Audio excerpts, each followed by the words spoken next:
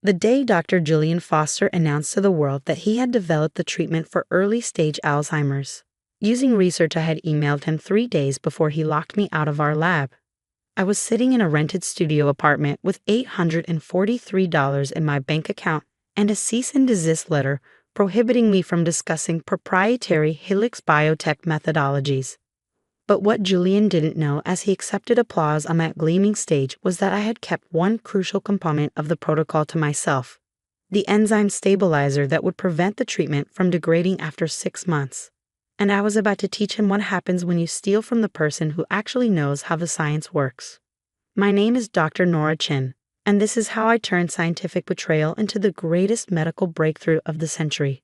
14 hours after Julian's announcement, while Helix Biotech's stock soared and champagne flowed in boardrooms, I sat across from Amara Okafor, founder of Genesis Medical Ventures, in a quiet corner of a hotel restaurant. "They'll come after you with everything they have," Amara warned, studying the molecular diagrams I presented. "Helix has an army of lawyers. They can only come after me for what they know exists," I replied, turning to the final page of my presentation. "And Julian Foster has no idea what he's missing." The science was elegant in its simplicity, a treatment for Alzheimer's that targeted the tau protein tangles in their earliest formation. Julian's version would show impressive initial results, but within 6 months, the protein inhibitor would break down, allowing the disease to progress. Without my stabilization protocol, what Helix announced was essentially an expensive temporary treatment, not the revolutionary therapy they claimed. "If what you're showing me is accurate," Amara said slowly, "Helix has just committed securities fraud on a massive scale." "It's accurate," I confirmed. "I spent 7 years developing this approach. Julian was my postdoc advisor. He provided funding and took credit, but the science is mine." Amara closed the folder. "Why come to me? There are larger biotech firms that could develop this faster." "Because you're the only CEO in biotech who was once a research scientist herself. You understand what Julian did isn't just theft, it's a violation of everything science stands for." Her eyes, sharp and assessing, held mine. "And revenge? Is that part of your motivation, Dr. Chen?" "Justice," I corrected. "For myself, yes, but also for the patients who deserve the complete treatment, not the flawed version Julian is rushing to market."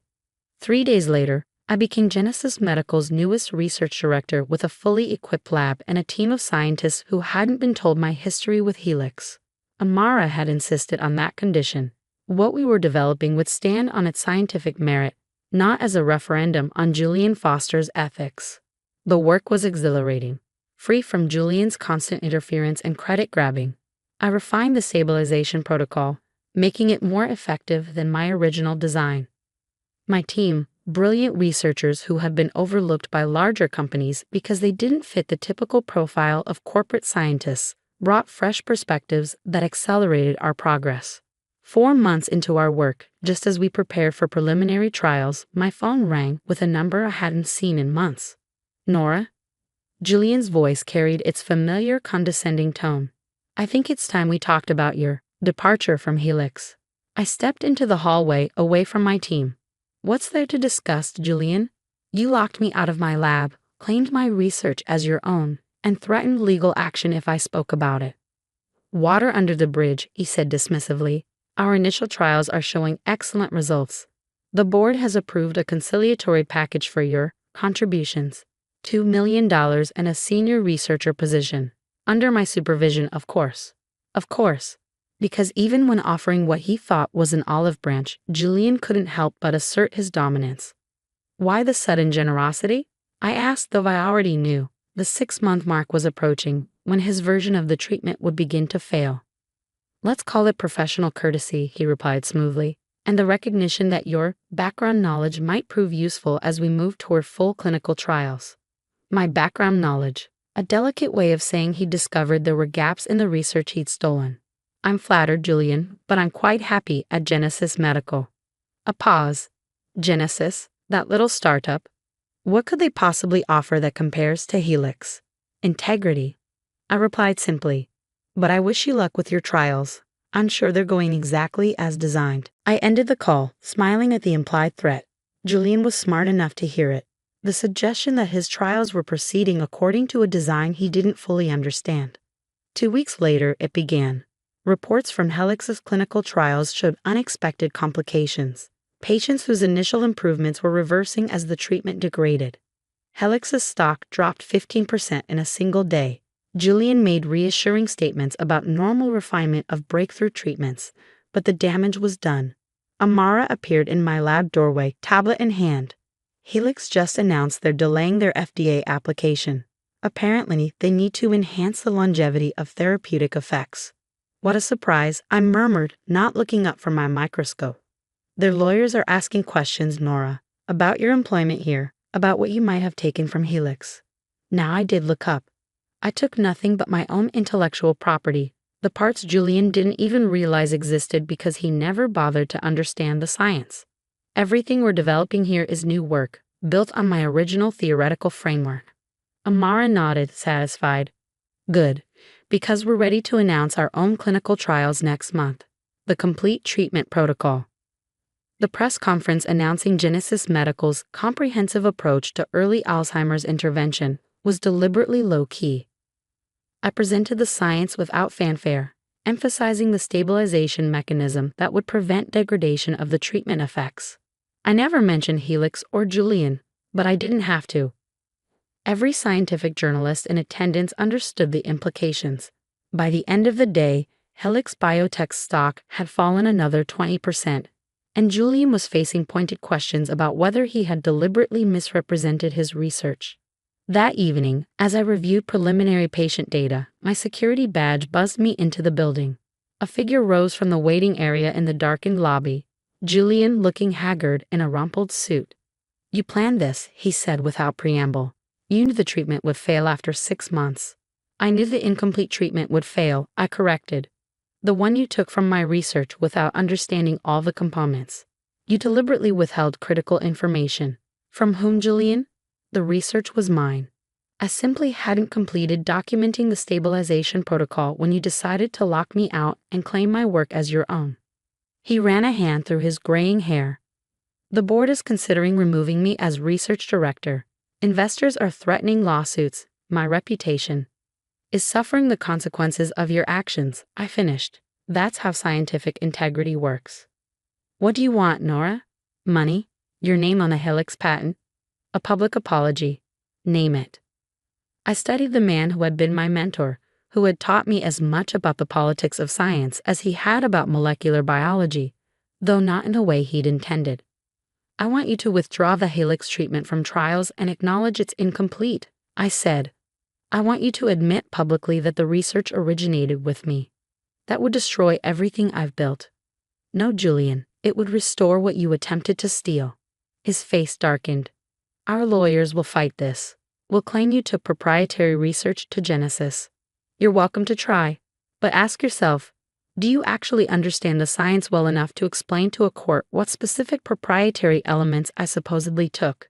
Because I understand every molecule, every mechanism, every interaction. Do you?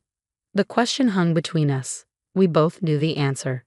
Julian had built his career taking credit for others' work, positioning himself as the visionary while relegating the actual scientists to the background. The board meets tomorrow, he said finally. I'll present the options. 3 days later, Helix Biotech issued a statement. They were halting their Alzheimer's treatment trials and entering a research partnership with Genesis Medical Ventures to develop a more comprehensive therapeutic approach. Julian Foster would be transitioning to an advisory role. The press release didn't mention me by name, but it didn't matter. Within the scientific community, the message was clear. 6 months later, our combined clinical trials showed what I had known all along.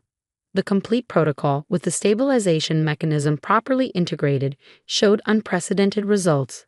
Early-stage Alzheimer's patients demonstrated not just halted progression, but actual reversal of symptoms. On the day the New England Journal of Medicine published our results, Amara found me in the lab, working late as usual. The FDA fast-tracked our approval application, she announced, and the Genesis board voted unanimously on the expanded research program you proposed. I looked up from the genetic sequences I was reviewing, the preliminary work for what I hoped would be a preventative protocol, not just a treatment. Any word from Helix? I asked. Julian resigned last week. Word is he's taking a position at a small university research department. She smiled slightly. Teaching ethics in scientific research, ironically. I returned to my work, feeling neither satisfaction nor vindication. The past year had taught me that the real victory wasn't in Julian's downfall, but in the work itself, in creating something that would help millions of people, in building a research team that valued scientific integrity above personal advancement. Dr. Okafor. A young researcher appeared in the doorway, clutching a tablet. The new T-cell response data you asked for. Amara gestured her inside. Dr. Chen should see this too. Marina was just telling me about her theory on enhanced neuroplasticity in conjunction with our treatment. The young woman, barely out of her PhD program, nervously outlined her hypothesis, gaining confidence as both Amara and I asked questions and offered suggestions rather than dismissals. This could be a significant extension of the protocol, I said when she finished. Would you like to develop a research proposal for a pilot study? Her eyes widened. You let me lead that project. Not let you, Amara corrected. Ask you, because it's your insight, your theory. Later, after Marina had excitedly departed to begin working on her proposal, Amara lingered in my lab. You know, when you first came to me, I thought you were primarily motivated by settling scores with Julian and Helix. I smiled. That was part of it, I admitted. I'm not above wanting justice. But that's not what drives you now. No, I gestured toward the lab where several researchers were still working despite the late hour.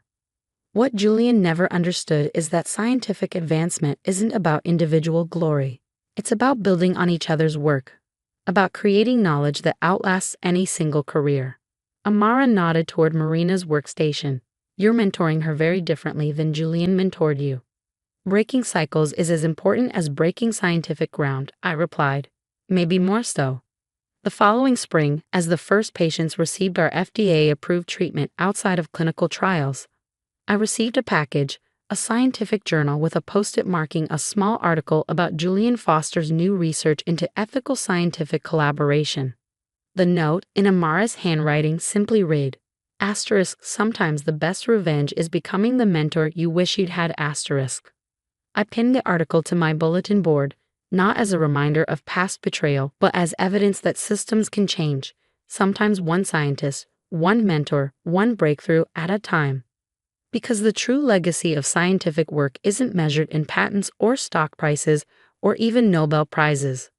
It's measured in lives improved, in knowledge advanced, and in the next generation of scientists who learn not just how to conduct research, but how to conduct themselves. That's a protocol worth perfecting.